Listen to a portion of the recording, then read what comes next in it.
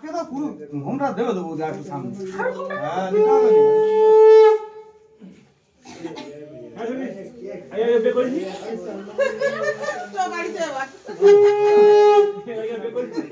দেখি এখন সব টাকা এদিকে দেখি